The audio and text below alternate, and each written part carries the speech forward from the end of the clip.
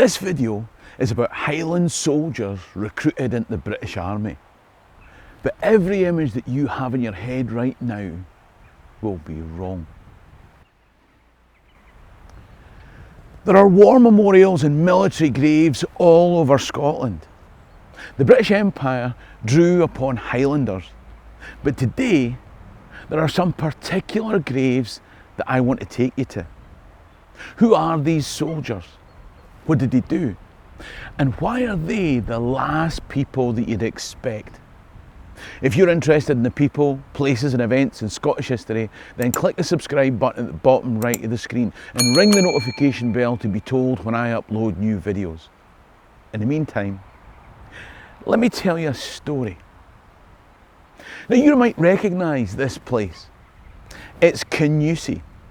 You'll know it for Shinty, the Highland Folk Museum along the road and the Cairngorm Mountains, summer hill walking, winter skiing and Jacobite conflict. But this war memorial in the middle of Kingussie commemorates more recent conflict.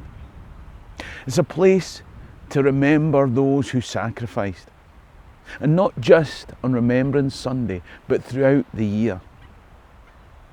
Most of us will have heard the crackly old radio broadcast of the 3rd of September 1939, where Neville Chamberlain told the British people that their ambassador in Berlin had given the Germans an ultimatum to withdraw from Poland, but that having received no such undertaking, a state of war now existed. Straight away, British troops started to cross the Channel to France.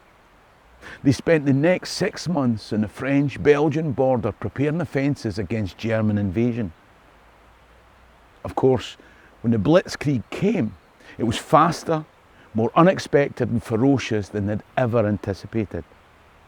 A rapid retreat was followed by glorious victory snatched from the jaws of defeat, with the miracle of 300,000 troops rescued in small boats from Dunkirk beaches.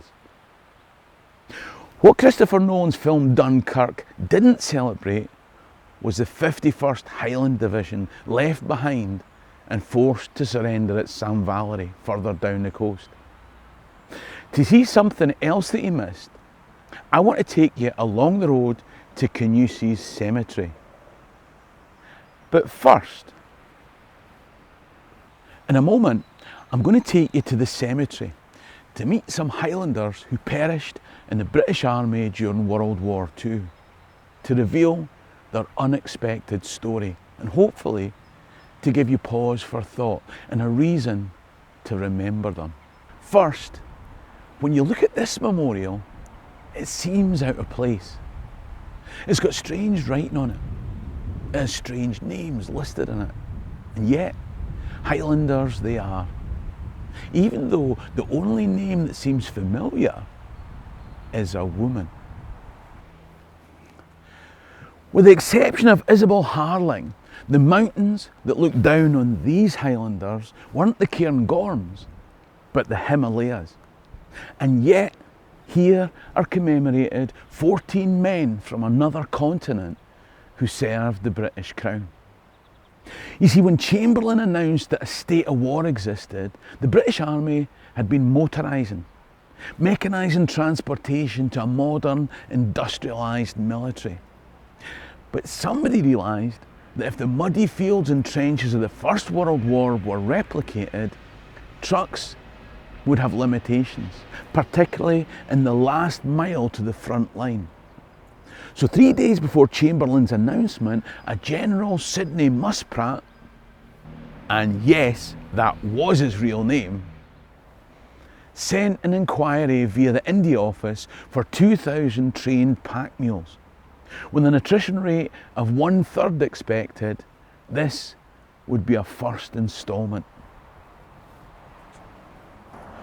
It was only as winter approached that somebody pointed out that the mechanising British Army really didn't have enough troops with the skills to run mule-based logistics companies. So, on the 16th of November, the call went out. Across the Punjab, Rawalpindi, the Khyber Pass, Land of Katal, Ambala and Simla.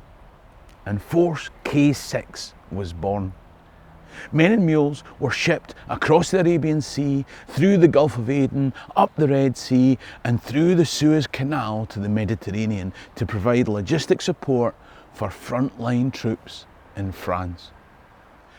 Now in 2025 I'll be taking 2 small group tours around the country, one in spring and one in autumn.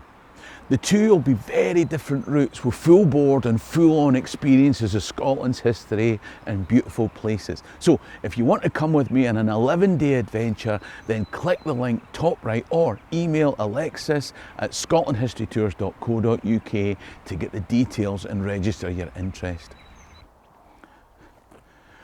When the collapse came in northern France, some of the British troops recovered back to Blighty from Dunkirk beaches were brown-skinned Indians.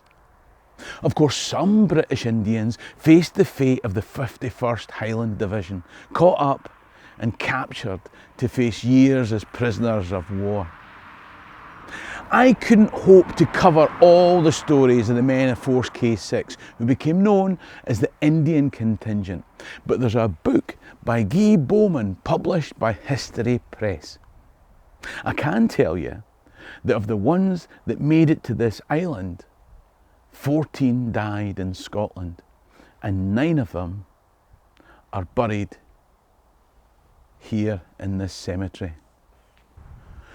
The book will tell you of men who served in Italy and Burma, but also how the predominantly Muslim troops held prisoner in Germany effectively became vegetarians because the Germans wouldn't allow animals to be killed in the halal manner. Even here in the bosom of Britannia, there were challenges of getting the food and spices that they were used to. And of course, locals became familiar with chapatis and curried lamb. The book will also tell you of those who escaped, those who found love, both as prisoners of war in Germany and as troops stationed in Britain. It'll tell you of integration with Scottish communities and sheep rustling, of admirable discipline and mutiny against an overbearing officer.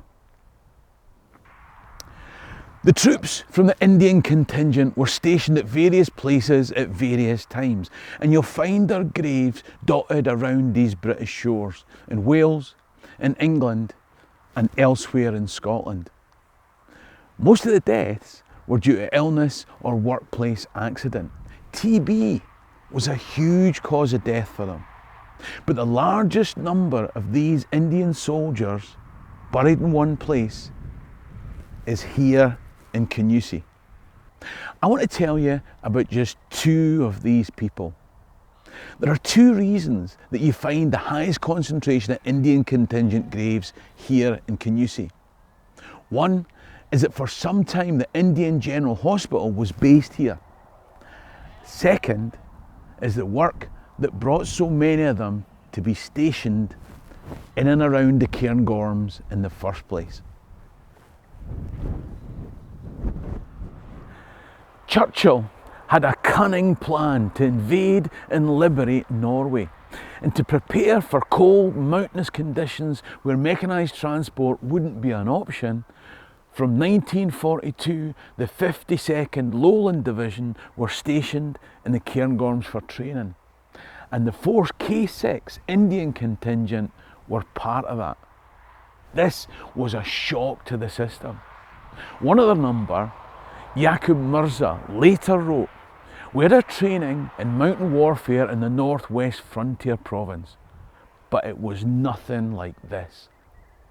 This was freezing alive." On the 15th of October 1942, the men were on Exercise Sphinx. It was a training exercise in the mountains between here and Aviemore. On the slopes of Carnban Moor, they noticed that a mule driver called Khan Muhammad was missing. The fact that it's now a ski resort will tell you what conditions may have been like on that mountain in mid-October. A search party was sent out the next day. When they found the body, Contrary to regulations, Khan wasn't in full mountain warfare clothing. The official report said that he died from shock due to exposure. And here he lies. This is the grave of Corporal Naik Muhammad Siddiq, the only member of Force K6 killed by gunshot. But probably not as you'd expect. For whatever reason, bad blood had grown between Corporal Siddiq and driver Meher Ali. Now, I don't know what the grudge was, but it was enough that driver Ali shot Siddiq in the leg. Shortly after, there was another confrontation in the canteen where Corporal Siddiq gave driver Ali a piece of his mind. Once again, driver Ali went for his rifle. At the court case, held in English and translated by one of the officers, Ali insisted that he'd never intended to kill his senior comrade, but to shoot him in the leg just like he'd done before. But the bullet had gone straight through his heart. Corporal Siddiq was buried here 2 days later on the 28th of June 1942, and Ali was found guilty of culpable homicide. Every individual has their own story, but these men are a reminder that in the Second World War, 2.5 million Indian servicemen contributed to that war effort. Muslims, Hindus, Sikhs, Christians, Gurkhas. 87,000 died and 150,000 were injured. 28 received Victoria Crosses, the most prestigious award for valour that Britain has to offer. Today, we'd call these men Pakistani, but Pakistan was a country that they'd never heard of. Before Pakistan ever existed, they were laid for eternity in Scottish soil.